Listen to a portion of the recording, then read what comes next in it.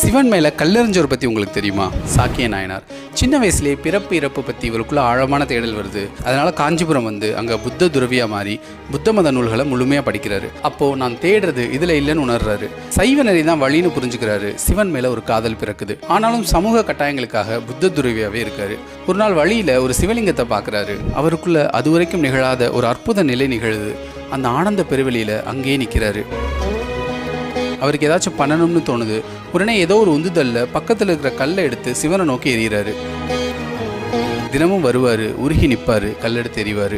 ஒரு நாள் சாப்பிட உட்காருவார். அப்போ தான் ஞாபகம் வரும் கல்லெறியலன்னு. உடனே ஓடி வருவார். ஒரு கல்லை எடுத்து பெரும் காதலோட சிவனை நோக்கி எறிவார். அவரோட களங்கமில்லாத அன்புக்காக சிவன் அன்னையோட காட்சி தந்து அவருக்கு முக்தி கொடுப்பாரு. காலை வச்சாலும் சரி, கல்லெடுத்து எறிஞ்சாலும் சரி, சிவன் பார்த்தது என்னமோ குழந்தைத்தனமான பக்தியை தான்.